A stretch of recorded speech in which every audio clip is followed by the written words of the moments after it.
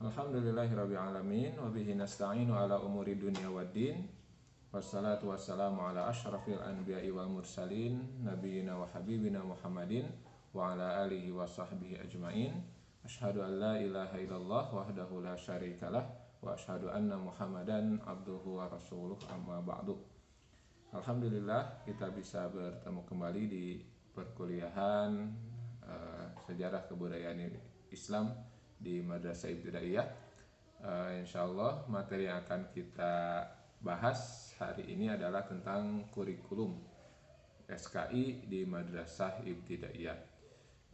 Seperti sudah dijelaskan pada pertemuan sebelumnya bahwa paradigma pembelajaran SKI di Madrasah Ibtidaiyah itu terkait dengan terkhusus dengan pengembangan karakter, tentu dengan tidak menghilangkan unsur-unsur atau faktor-faktor juga peran kesejarahan yang penting untuk disampaikan juga kepada para siswa. Tapi yang paling inti atau core dari SKI ini tentu ada di pengembangan karakter, sebagaimana nanti juga akan kita lihat di pertemuan atau di slide-slide berikutnya di pertemuan kali ini.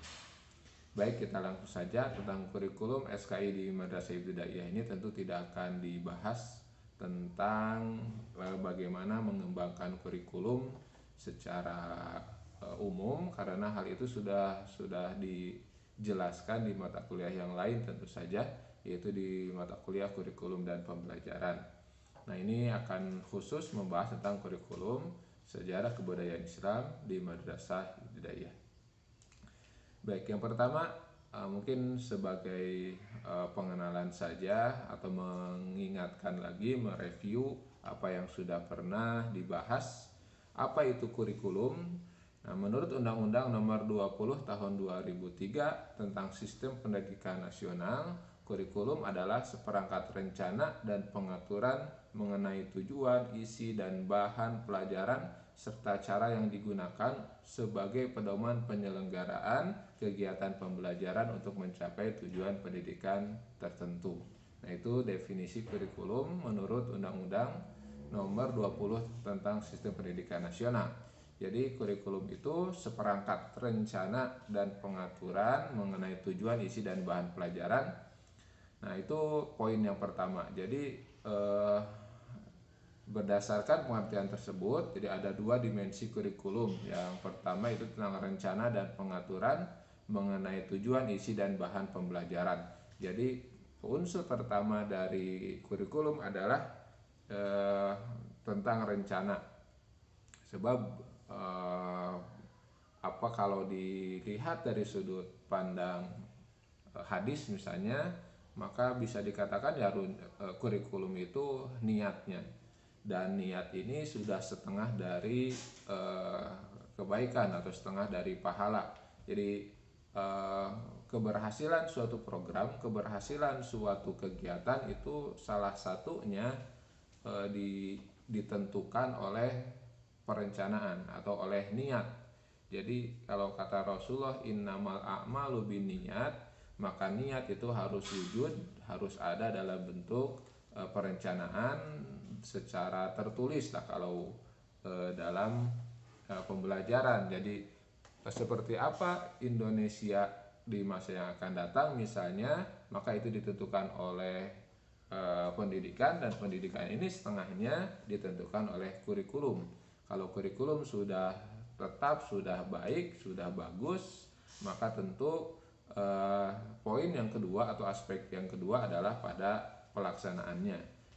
Nah, poin yang pertama itu perencanaan. Perencanaan itu ibarat niat. Nah, tapi juga di dalam hadis, kalau kita lihat hadis Rasulullah Shallallahu Alaihi Wasallam, disebut juga innamal a'malu bikhawatimiha. Sesungguhnya amal itu tergantung ujungnya, tergantung akhirnya, tergantung khotimahnya. Artinya bahwa kesuksesan suatu program, kesuksesan suatu kegiatan itu pertama ditentukan oleh niat, oleh perencanaan, yang kedua ditentukan oleh pelaksanaan, berhasil atau tidaknya di akhir. Nah, nanti kalau dilihat dari sudut pandang manajemen atau pengelolaan, tentu harus ada evaluasi sudah sejauh mana suatu kegiatan, suatu program itu bagus dalam aspek perencanaannya, dan yang kedua yang dievaluasi adalah dari aspek dari aspek pelaksanaannya. Maka seperti tadi sudah disebutkan, ada dua dimensi kurikulum. Yang pertama yaitu aspek rencana dan pengaturan mengenai tujuan, isi, dan bahannya. Jadi yang direncanakan itu apa saja? Pertama tujuannya, yang kedua isinya, yang ketiga bahan pembelajarannya. Sedangkan yang kedua adalah cara yang digunakan untuk menyelenggarakan pembelajaran tersebut. Nah, itulah pengertian kurikulum. Selanjutnya tentang pengembangan kurikulum PAI atau kurikulum SKI. Jadi ada hal-hal yang menjadi dorongan, menjadi motivasi, menjadi alasan kenapa kurikulum PAI, khususnya yang kita bahas ini SKI, perlu dikembangkan. Jadi rasional atau logikanya atau latar belakangnya, alur berpikirnya seperti apa sehingga kurikulum PAI atau SKI ini perlu dikembangkan gitu.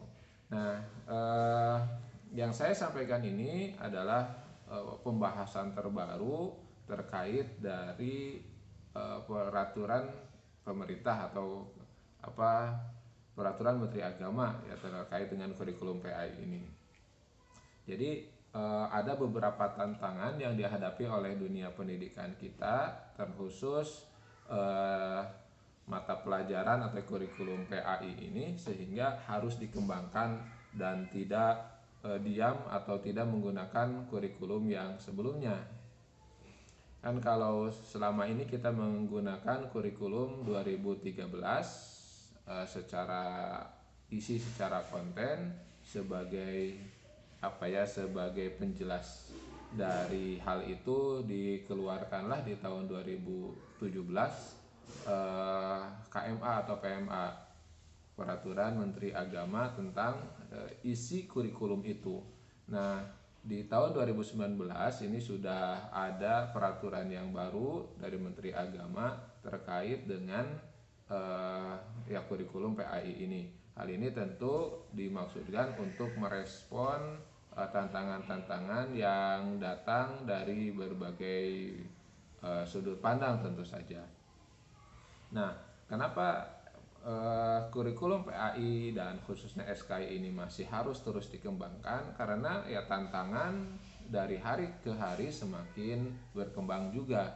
Jadi karena tantangannya berkembang, maka kurikulum yang dirumuskan pun harus berkembang, tidak kurikulum apa adanya begitu, atau kurikulum yang dahulu, karena tantangannya berbeda. Nah, tantangan itu ada dua, ada tantangan internal dan tantangan eksternal. Tantangan internal, kenapa kurikulum PAI harus terus dikembangkan? Yang pertama karena belum tercapainya secara masif tujuan pendidikan, khususnya terkait dengan poin beriman dan bertakwa kepada Tuhan Yang Maha Esa, kepada Allah Subhanahu wa Ta'ala, dan berakhlak mulia. Jadi khusus terkait dengan PAI, mungkin ya kalau dilihat dari aspek yang lainnya pun tantangan terkait pendidikan ini ya sangat besar juga, tapi terkhusus dikaitkan dengan PAI-nya, bukan dengan kecerdasan atau penilaian-penilaian yang lain, misalnya penilaian tentang literasi, kemampuan matematika, dan lain-lain. Itu tentu ada juga tantangannya, tetapi tantangan internal yang berkaitan langsung dengan PAI ini, karena memang tujuan pendidikan nasional yang sangat mulia, yaitu menciptakan manusia yang beriman dan bertakwa kepada Allah Subhanahu wa Ta'ala, kepada Tuhan Yang Maha Esa, dan juga berakhlak mulia. Jadi karena tantangan ini semakin hari semakin berkembang, artinya karena yang istilahnya iman dan takwa itu kan bukan suatu hal yang jadi, bukan sesuatu yang sudah tetap, jadi sesuatu yang sifatnya berproses. Kenapa berproses? Karena di dalam Al-Quran pun tersirat perintah iman dan takwa itu selalu digunakan atau bukan perintah, mungkin ya, penjelasan tentang status keimanan seseorang itu selalu dijelaskan dengan kata kerja. Artinya eh, kata kerja itu kan sesuatu yang terus dilakukan, bukan sesuatu yang sudah jadi. Jadi iman dan takwa itu memang sesuatu yang berproses. eh, Belum tentu beriman dan bertakwa sekarang di hari-hari selanjutnya begitu bisa jadi berubah. Bisa jadi orang itu kan semakin hari ya semakin berubah. Ada yang berubahnya ke arah yang lebih baik, ada yang berubah ke arah yang lebih buruk. Maka eh, tujuan pendidikan nasional beriman dan bertakwa ini sangat penting dan sangat relevan untuk terus ditingkatkan karena memang ini tantangannya. Sebab ini akan berpengaruh ke aspek-aspek yang lain.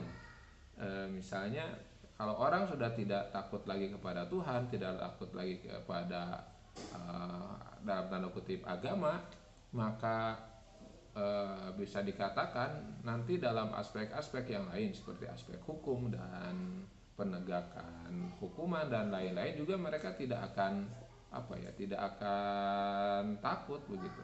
Jadi kalau Allah Subhanahu wa taala sudah tidak ditakuti, maka apalagi yang bisa mengontrol kehidupan manusia selain keyakinan itu. Maka keimanan dan ketakwaan ini terus menjadi poin inti dari kurikulum. Jadi karena belum tercapai dan memang tidak akan pernah tercapai secara final, karena iman dan takwa itu terus menerus berkembang dan tantangannya pun selalu ada di setiap hari, di setiap waktu, setiap detik, setiap menit bahkan, maka tentu kurikulum ini kurikulum ini secara kalau dalam dunia pendidikan harus terus dikembangkan. Kemudian yang kedua, tantangan internalnya pembelajaran PAI secara umum masih pada tataran belum menjadikan agama sebagai jalan hidup. Baru agama itu ritual-ritual di masjid ya, terkait dengan aspek fikihnya, terkait dengan aspek aspek ritualnya, tetapi belum kepada aspek kehidupan atau jalan hidup. Padahal Allah Subhanahu wa taala memerintahkan kita ini masuk ke dalam Islam itu fisilmi kafah, secara kafah. Jadi beragama itu ya bukan hanya pada tataran ritual saja, tetapi juga pada tataran akidah, juga pada tataran akhlak kehidupan sehari-hari. Bahkan sebagaimana penegasan Rasulullah, innama bu'istu liutamima makarimal akhlak. Hanyalah aku ini diutus untuk menyempurnakan akhlak-akhlak yang mulia. Artinya Rasulullah Shallallahu Alaihi Wasallam menginginkan bahwa aspek beragama itu bukan hanya pada tataran ritual ibadah, tetapi sampai ke mendarah mendaging ke dalam kehidupan sehari-hari. Itu tantangan internalnya. Kemudian tantangan selanjutnya adalah tantangan eksternal. Tantangan eksternal ini terkait dengan isu-isu lingkungan hidup, misalnya kemajuan teknologi dan informasi, kebangkitan industri kreatif dan budaya, serta semakin terbukanya akses pendidikan secara global. Jadi karena dunia ini terus berubah, dunia ini terus berkembang, tapi juga terkait dengan lingkungan hidup ternyata semakin mengkhawatirkan misalnya, maka penting adanya manusia-manusia yang berakhlakul karimah, manusia-manusia yang mampu menjalankan agama dengan sebaik-baiknya seperti tadi, bukan hanya pada aspek ritual ibadah saja. Apalagi kemajuan teknologi dan informasi juga ini semakin besar, semakin berkembang dan menuntut manusia untuk merespon dengan cepat. Artinya diharapkan mata pelajaran SK ini juga mampu merespon hal ini. Jadi jangan sampai manusia atau kita atau siswa nanti hanya sebagai penonton saja dari kemajuan teknologi dan informasi ini. Selanjutnya semakin bangkit industri kreatif dan budaya serta semakin terbukanya akses pendidikan secara global, ini juga menjadi tantangan eksternal. Selanjutnya tantangan yang kedua adalah era disrupsi yang memiliki ciri uncertainty. Jadi karena kita sudah masuk ke era disrupsi yang cirinya itu adalah ketidakpastian. Jadi karena perubahan itu suatu yang pasti, jadi sangat dinamis kehidupan ini, bahkan tidak pasti dan sangat cepat perubahannya. Maka ini menuntut kurikulum itu juga merespon itu. Juga kerumitan. Jadi kita ini dihidup di zaman serba diinstankan, disimpelkan, tetapi di balik itu yang mengandung complexity, kerumitan gitu. Dengan teknologi kita semakin mudah, tetapi dengan teknologi teknologi juga kita disusahkan begitu. Serba mudah, internet, kamera, misalnya televisi dan lain-lain sudah terhubung, tetapi ya ada satu aspek saja yang terkendala, maka yang terdampak ya semuanya. Jadi ini complexity, jadi kerumitan. Kemudian fluctuity, ada fluktuasi. Jadi ya fluktuasi naik turun gitu. Kemudian ambiguity, kemenduaan atau ambiguitas, ya ambigu. Jadi segala sesuatu itu ya tidak tetap, ambigu. Nah ini juga menjadi dampak terhadap kehidupan manusia, sehingga harus direspon dengan cepat, termasuk dalam aspek pendidikan melalui aspek kurikulumnya yang harus direspon dengan cepat. Nah ini tantangan yang semakin berkembang, sehingga kita atau pemerintah secara umum merasa penting untuk mengembangkan terus kurikulum secara cepat.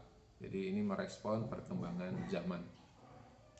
Baik, selanjutnya maka karena tantangan seperti itu, maka ada pola pikir yang harus dikuatkan.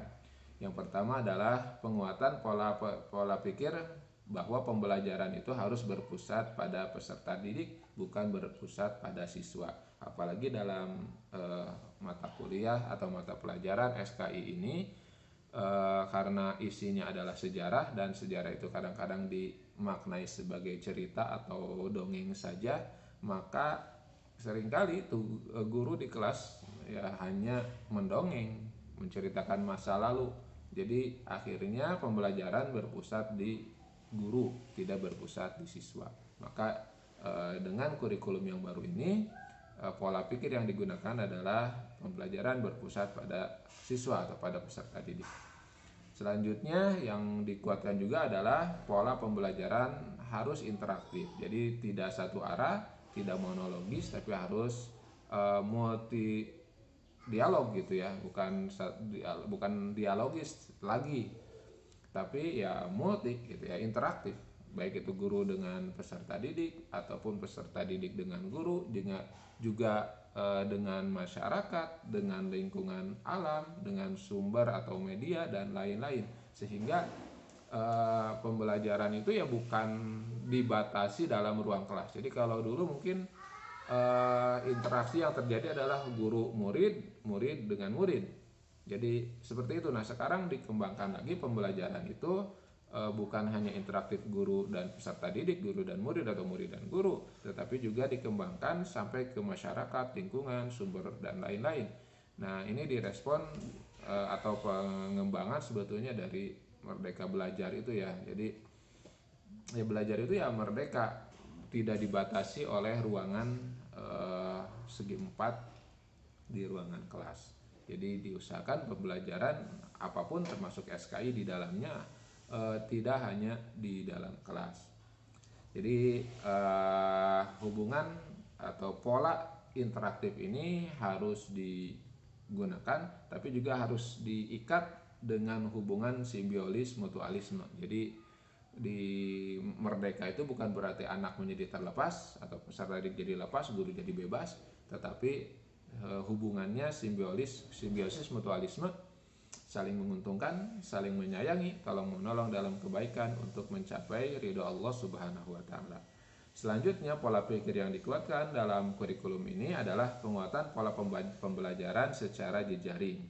Jadi seperti tadi disebutkan sebelumnya, interaktif itu bukan hanya guru dengan siswa saja, tetapi dengan masyarakat, alam sekitar, media dan lain-lain, sehingga pola pembelajaran yang digunakan juga diusahakan berjejaring. Jadi tidak satu sumber. Diharapkan siswa atau peserta didik itu bisa menimba ilmu dari siapa saja dan dari mana saja yang dapat dihubungi, serta bisa juga melalui big data atau data-data yang sudah tersaji melalui internet. Kemudian yang perlu dikuatkan juga adalah penguatan pembelajaran aktif mencari. Artinya pembelajaran siswa aktif pelajaran itu siswa aktif mencari semakin diperkuat dengan pendekatan pembelajaran saintifik. Jadi ciri pembelajaran yang ilmiah, yang saintifik, yaitu bukan disuapi tetapi siswa mencari sendiri dengan dengan potensi yang sudah diberikan kepadanya. Jadi dia karena potensi ilmu itu kan ya harus dikembangkan. Jadi bagaimana siswa itu bisa mengembangkan ilmunya dengan dia yang aktif mencari. Nah ini sebetulnya sih kalau dalam Islam kan tidak aneh gitu ya, tidak aneh sebab hadis-hadis juga menceritakan memerintahkan kita seperti itu. Ayat Al-Quran memerintahkan iqra, membaca, berarti bukan kita tidak ada dalam Al-Quran perintah dengarkanlah, tidak ada. Jadi perintah mencari ilmu itu ya diperintahkan bacalah. Begitu juga dalam ayat-ayat Al-Quran sering disebutkan afala taqilun, afala tatafakkarun, apa kamu tidak berpikir, apa kamu tidak berakal. Ini menunjukkan peserta didik atau kita didorong untuk selalu berpikir, bukan didorong untuk menerima ilmu, tapi untuk selalu berpikir, mendayagunakan akal, membaca, dan dalam kalimat yang tadi digunakan mencari sendiri begitu. Kemudian penguatan pola belajar sendiri dan kelompok guna memperkuat kemampuan kolaboratif peserta didik. Jadi sekarang sudah eranya kolaborasi, artinya antara siswa dengan siswa itu bukan lagi saingan tetapi ya rekan untuk mencari ilmu. Kan kalau dulu paradigmanya bahwa yang dihargai itu IQ, yang dihargai itu kognitif, maka pembelajaran itu sifatnya seolah-olah bersaing satu sama lain. Nah sekarang sudah masanya siswa atau peserta didik itu memiliki kemampuan kolaborasi, sehingga yang harus dilatih dia punya kemampuan belajar sendiri dan dia juga punya kemampuan untuk belajar berkelompok. Kemudian yang dikuatkan juga adalah pembelajaran berbasis multimedia sebagai basis penguatan literasi media peserta didik. Jadi literasi di sini bukan lagi hanya pada aspek membaca dan menulis, tetapi termasuk literasi media, bagaimana siswa bisa mendayagunakan media pembelajaran yang begitu tersedia bebas di dunia ini digunakan sebagai sebagai sumber belajar yang bermanfaat. Kemudian penguatan selanjutnya adalah penguatan pola pembelajaran berbasis klasikal massal dengan tetap memperhatikan pengembangan potensi khusus yang dimiliki setiap peserta didik. Jadi pola pembelajaran basisnya tetap klasikal tapi massal. Jadi ya karena namanya juga sekolah gitu ya atau madrasah, maka sistem klasikal, sistem massal itu masih menjadi pondasi, berbeda dengan kursusan. Kan kalau kursusan ya sistemnya ada yang privat ya seorang-seorang. Kenapa? Karena memang tujuannya hanya untuk melatih tujuannya hanya untuk melatih akal saja, melatih menjawab soal, melatih bisa mengerjakan UN, ujian-ujian dan lain-lain. Itu kan yang yang privat, privasi. Sedangkan yang pembelajaran secara umum kan klasikal, massal, karena siswa sudah tadi disebutkan dilatih untuk mampu belajar mandiri tapi juga mampu belajar dalam tim. Kemudian penguatan pola pembelajaran multidisiplin. Jadi diharapkan pembelajaran siswa itu bukan spesial atau spasial terpisah-pisah, tapi diharapkan mampu berpikir multidimensional atau multidisiplin. Kenapa? Karena tantangannya pun multi. gitu ya. Karena tantangannya pun multidimensi, maka pola pembelajaran yang diharapkan adalah mampu menjawab masalah-masalah, problem-problem yang multidimensi ini. Maka karena masalahnya multidimensi, pola pembelajarannya pula atau cara menyelesaikan masalahnya juga harus multidisiplin. Karena masalahnya sudah multidimensi, maka solusinya harus multidisiplin. Tidak satu disiplin ilmu saja, tetapi harus multidisiplin. Dan ini diharapkan siswa mampu memiliki penguasaan tentang hal ini. Kemudian penguatan pola pembelajaran kritis dan solutif. Ya, kritis dan solutif. Jadi pembelajaran diarahkan mampu menjadi solusi, menjadi jalan keluar dari suatu permasalahan. Artinya kalau dikaitkan khusus dengan pembelajaran SKI, jadi SKI juga harus digunakan sebagai salah satu disiplin ilmu sebagai solusi bagi masalah gitu. Jadi sekali lagi bukan belajar masa lalu, bukan hanya belajar tentang masa lalu, tetapi pembelajaran SKI diharapkan bisa menjadi alat untuk mengkritisi situasi sehingga bisa menawarkan solusi. Kemudian penguatan pola pengkondisian suasana kebatinan peserta didik yang memungkinkan peserta didik dapat menerima, merasa, dan menghayati ajaran agama sehingga memunculkan kemauan kuat untuk mengubah diri sesuai ajaran yang diterimanya. Jadi bukan hanya pada aspek kognitif, tapi juga pada aspek batinnya diharapkan mampu menerima, merasa, sehingga dia punya kemauan untuk menjadikan agama ini sebagai faktor pengubah atau agents of change untuk dirinya sendiri sebelum mengubah orang lain begitu.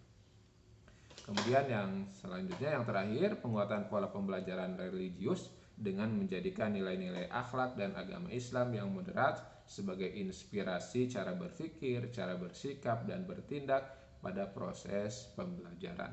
Nah, ini pola pikir yang dikuatkan untuk menghadapi tantangan di masa sekarang ini, di era disrupsi ini. Jadi tadi tantangan internalnya, tantangan eksternalnya, maka kurikulum yang disiapkan itu dirancang untuk mampu menjawab permasalahan ini.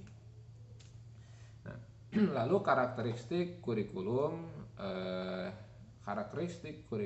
yang baru ini yaitu pertama mengembangkan keseimbangan antara sikap spiritual dan sosial, pengetahuan dan keterampilan, serta menerapkannya dalam berbagai situasi di madrasah dan dalam kehidupan sehari-hari di masyarakat.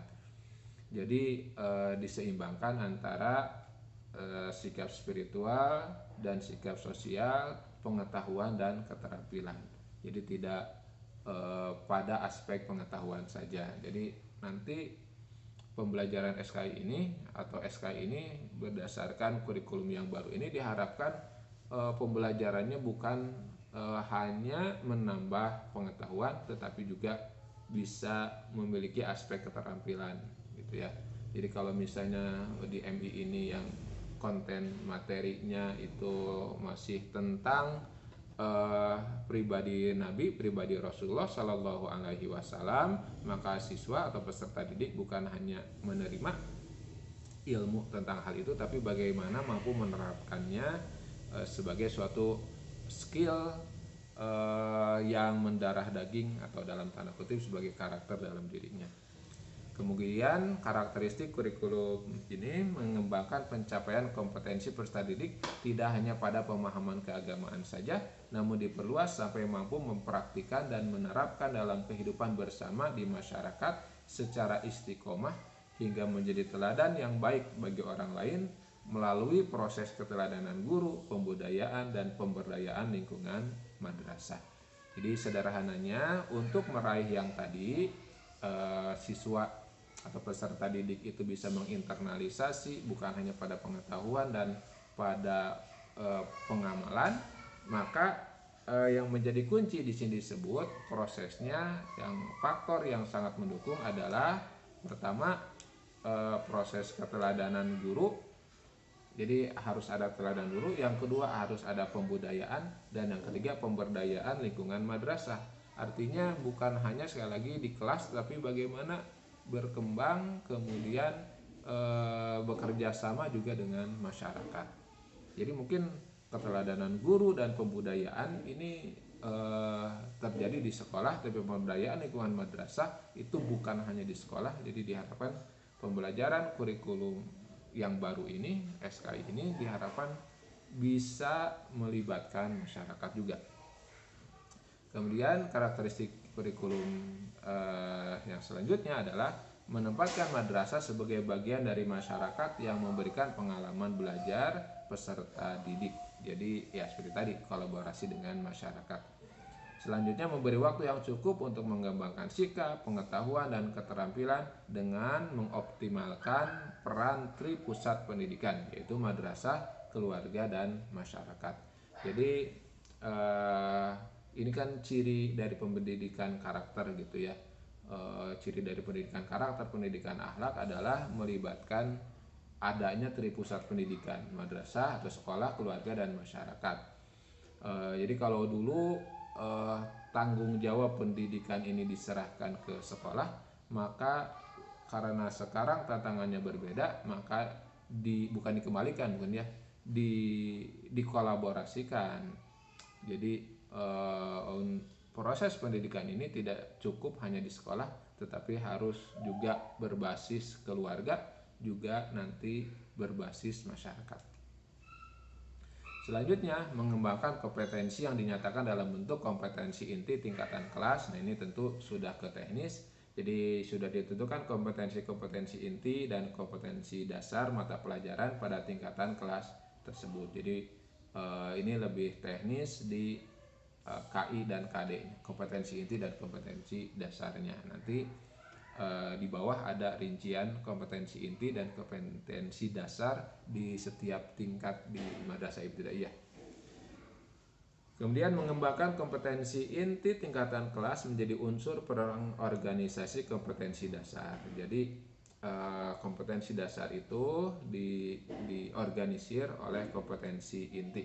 Nah, kompetensi inti itu yang tadi ya, kompetensi spiritual dan sosial itu. Jadi kompetensi dasar seperti memahami dan lain-lain itu semuanya terorganisasi di bawah cakupan kompetensi inti, yaitu kemampuan spiritual dan kemampuan atau kompetensi sosialnya.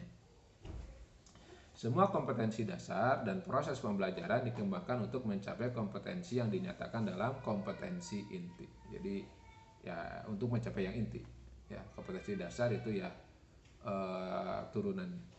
Lalu mengembangkan kompetensi dasar berdasar pada prinsip akumulatif reinforce, jadi saling memperkuat, dan enrich, saling memperkaya antar mata pelajaran dan jenjang pendidikan.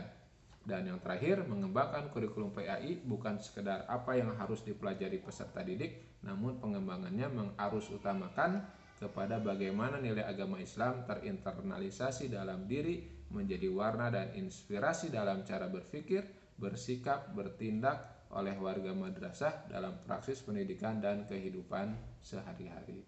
Nah, itu karakteristik kurikulum ya SKI atau khusus umumnya PAI yang baru. Maka tujuan pengembangan kurikulum ini adalah untuk mempersiapkan manusia Indonesia agar memiliki pola pikir dan sikap keagamaan yang moderat, inklusif, berbudaya, religius, serta memiliki kemampuan hidup sebagai pribadi dan warga negara yang beriman, bertakwa, berakhlak mulia, produktif, kreatif, inovatif, dan kolaboratif, serta mampu menjadi bagian dari solusi terhadap berbagai persoalan dalam kehidupan bermasyarakat, berbangsa, dan bernegara, juga sebagai bagian dari peradaban dunia. Jadi ini tujuan pengembangan kurikulum. Nah, selanjutnya ini adalah standar kompetensi, baik itu standar kompetensi sikap, pengetahuan, dan keterampilan. Saya kira tidak perlu dibaca satu persatu, nanti silakan dikaji. Anda bisa membuka file yang sudah saya kirimkan, atau Anda juga bisa mencari sendiri peraturan Menteri Agama nomor 183 di tahun 2019. Jadi untuk penonton atau pemirsa yang mengikuti kuliah ini secara umum atau tidak dari UIN, maka silahkan bisa dicari bahannya atau sumbernya di keputusan Menteri Agama KMA, atau bisa juga di ada yang mengatakan PMA, Peraturan Menteri Agama nomor 183 tahun 2019. Jadi nanti di sana ada standar kompetensi lulusan, kompetensi intinya, tujuan dan ruang lingkup mata pelajaran SKI di MI seperti apa, juga kompetensi inti dan kompetensi dasar dari kelas 3 sampai kelas 6 Madrasah Ibtidaiyah. Saya kira di slide ini sebetulnya sudah lengkap terkait dengan ke-MI-an, karena kalau Anda membaca di KMA-nya, di PMA-nya itu tercakup dari mulai MI sampai MA, dari madrasah ibtidaiyah sampai madrasah aliyah, semuanya tercakup secara keseluruhan di sana. Nah, kalau di slide ini sebetulnya sudah dipotong-potong, sudah dibagi-bagi, sehingga yang ada adalah terkait dengan ke madrasah ibtidaiyahan saja. Silahkan dibaca, dikaji, nanti kita akan bertemu lagi dalam pertemuan-pertemuan selanjutnya. Itu saja yang bisa disampaikan. Terima kasih atas perhatian. Insya Allah kita bertemu lagi di pertemuan-pertemuan selanjutnya. Aku qauli hadza wa astagfirullah li wa lakum. Wassalamualaikum warahmatullahi wabarakatuh.